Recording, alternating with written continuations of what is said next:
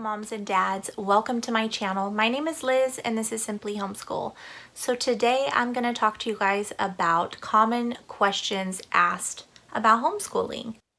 So being a homeschooling mom or parent, we know that number one is going to be socializing.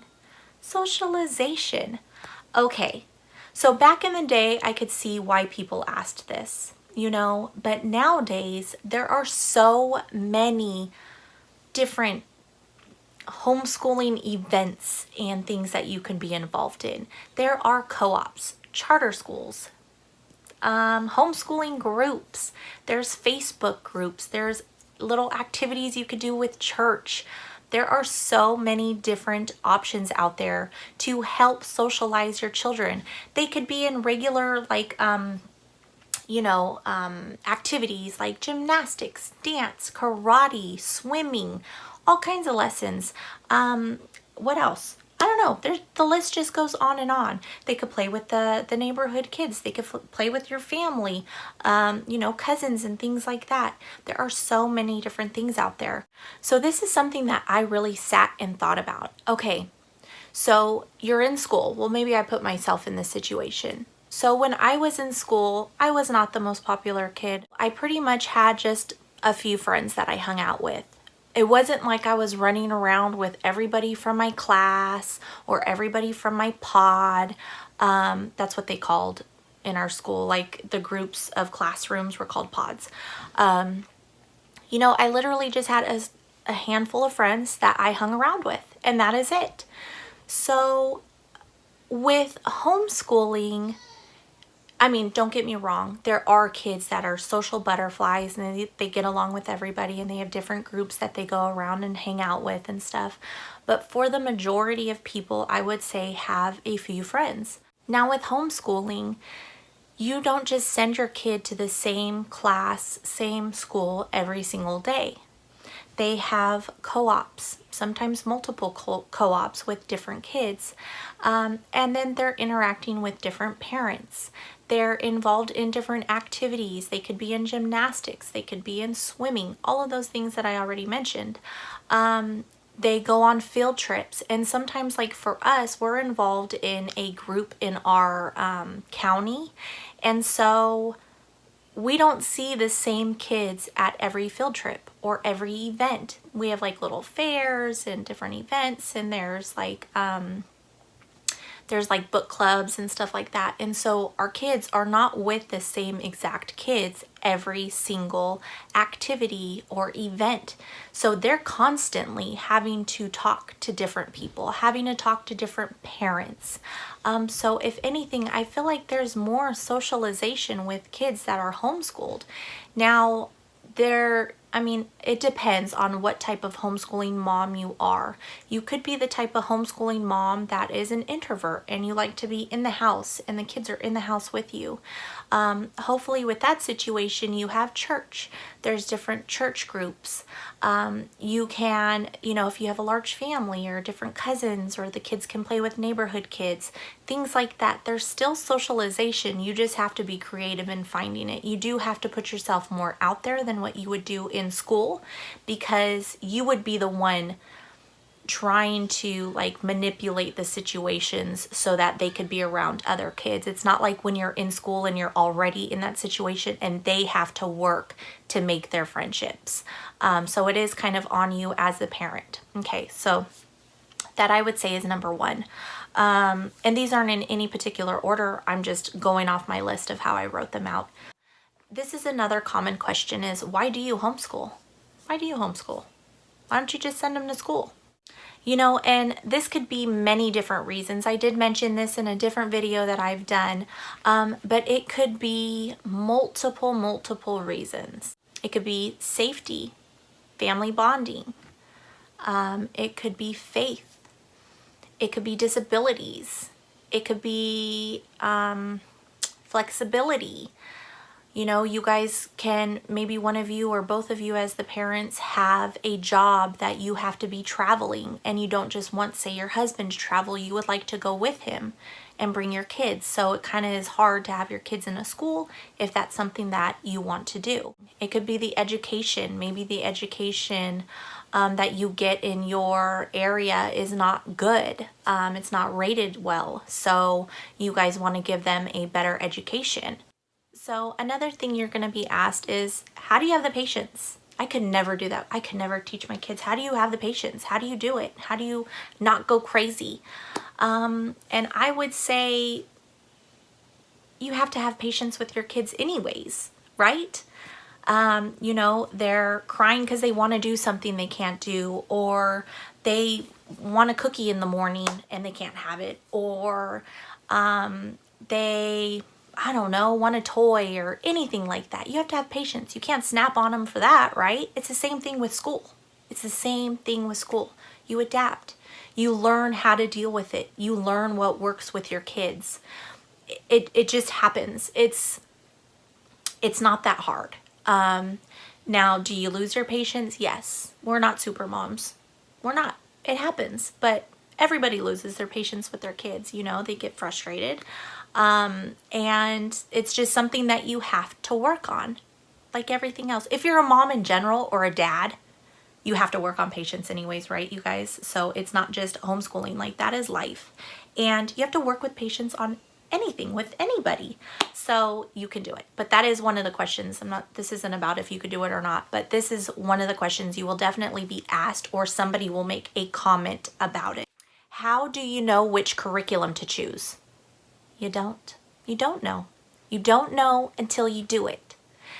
I can research the internet and YouTube a million times, watch different videos, different curriculums, and there may be one mom on there like, we'll say it's me, okay? I love Becca. Becca's a wonderful curriculum. I just love how you have the support of the DVDs and things that I think, okay? And then you could see a mom, let's say, doing The Good and the Beautiful. I love The Good and the Beautiful. I love how they have it written out. It's so artistic. And now, my point is so the mom that loves a Becca may not love The Good and the Beautiful. And The Good and the Beautiful may not love a Becca. But that doesn't mean it's not right for you. So you never know what you're going to like until you do it. And it is not just about what you like. It's about what works for you, and especially your child. Because for a Becca, when we do DVDs, okay, the kid has to sit there and watch the DVD. And then they have seat work. It's kind of like school, but at home, basically. And then say you have The Good and the Beautiful. So I don't know very much about The Good and the Beautiful, but I do know that it is parent-led. Now, your child may not adapt to you teaching them constantly all the time. So maybe they do better with watching a teacher online and doing it on their own. Or maybe they get really bored sitting in front of the laptop, which my daughter does. She gets bored, so I help her. I do both. And that's what I've had to learn. Hopefully that didn't confuse you. But that's my point. Like, we started with a Becca. I still love a Becca. I think it's a solid curriculum. I will say that over and over and over again. She's learned so much.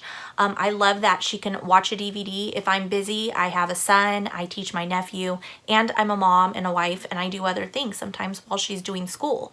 So I love that flexibility. But I also miss the fact of sitting down with her and doing specific subjects with her, and that is what we are changing. So you will not know the curriculum you want to do the first time you do it. And you may do one curriculum for 2 years, and then you decide, oh, we're going to try something different. This isn't working anymore. I want to do something different. But you can do that. Okay, so I'm totally getting off subject of what this video is all about. So someone may ask you, how do you know what curriculum? So that's the thing. You really don't know which curriculum until you either research or you try specific things out. You can even kind of work with your kid even before you get a curriculum. Maybe get them a workbook from like the Dollar Tree. That's like seat work, you know what I mean? And then maybe look online for something that's free that you can do that's more of like a Charlotte, I almost said Charlotte, a Charlotte Mason style and try to do that with them and kind of just see what they seem to like or gravitate more towards. But there are so many different options with curriculum. So there's like, let's see, there's traditional, there's Charlotte Mason, there's unschooling, there's car schooling, there's like so many different things out there. It's kind of crazy. But that is something you just learn as you go, basically. Now for me, I did a lot of research, even though I kind of knew I was going to be using Abeka just because of what my daughter was previously using in her kindergarten class. But I still did a lot of research. And let me tell you, you guys, I still research. I still see what's out there because my daughter is forever evolving and changing. And I'm trying to figure out ways that work best. And I feel like with everything in our lives, or for us especially, we're forever changing, right? We are forever growing and changing. And I feel like that's the same thing with education. But that is, again, another cool thing about homeschooling, is you can change that for them. They're not just stuck in this specific way of learning and that's just how it is and it has to work for your kid. So there are many options out there. If you do research, you can find some videos of different curriculums that you're like, oh my gosh, that's awesome, that's perfect, it works for them, it's gonna work for me. It may not be that, that easy. That may not be the case. Something that works for me may not work for you. Something that works for you may not work for me. So that's the cool thing, is you can change it. So there, that one is. So another thing that they may ask you, if you have multiple kids, different ages, in different groups or different levels, they may say, how do you do it with multiple ages? Now, with multiple ages, there's different ways. With Abeka, you would have to have the different grades. So your kids would be doing different grades. So they'd have their own curriculum. But there are curriculums out there that you can do different ages and different grade levels.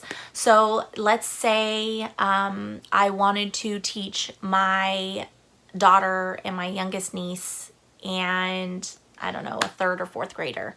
So let's say a first, second, third, and fourth grader, okay? You can actually get specific curriculums that work towards that. So what happens is I think, don't quote me on this because I have never used it, but I've researched it. I want to say, what is the name of it? My Father's World, okay?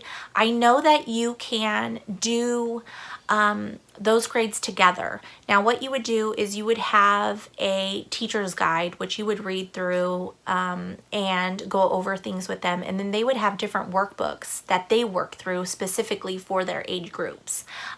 So like the level that they're at. So say the first grader is doing copy work, but your fourth grader is having to write a paragraph, but it's about the same thing. Okay, so whatever you read to them, it kind of coincides together, but they're doing two separate things, but they're based on the same subject, if that makes any sense. So there is one that I saw and it was called Gather Round Homeschool. I've never used it. I've only watched reviews on it. It looks really cool. You read out of one book to all of your different aged kids, and then there are different subjects, or I'm sorry, there are different activities that you guys can do to like dig deeper into the curriculum that she has. I know that it's like every subject included except for math. And then each child has their own journaling book, and it's aimed towards their level, but it's all about the same thing. It's really kind of cool. For me, I would love to try that, like love to try that, but I'm also really scared because I'm so used to Abeka and how it's laid out, and I went to a public school growing up, so you kind of get used to that way of learning, so it's kind of scary. Maybe one day I'll do it, or I'll try to experiment with it just to kind of see how it is and if it's enough for us. Now, what's enough for us may not be enough for you, or vice versa. Like I said, it just depends on your family dynamic. Another one out there that does that is Apologia. I absolutely love their science books, you guys. They're awesome, but I know that they do something similar to that. You have anywhere from first grade to sixth grade is their early elementary, or their elementary books, and then you read from the textbook, and then each of your kids either have like a junior journal or just a regular journal that they answer questions and write in, and I think it's really awesome. So yeah, that is about multi-ages. You could do it. I mean, families do it I see on YouTube all the time. Now, I don't do it just because we don't do that yet. We may, who knows? I don't know, we'll see. So that's pretty much it, you guys. I just wanted to throw that out there just in case you are new to homeschooling and or you're thinking about it and people are asking you these questions, just to kind of give you some advice on what you could tell them. All right, you guys, I think that is it for this video. I hope that you guys found this content helpful. And yeah, so thanks again. Don't forget to hit the subscribe, the like, and the notification bell. And be blessed, guys, always.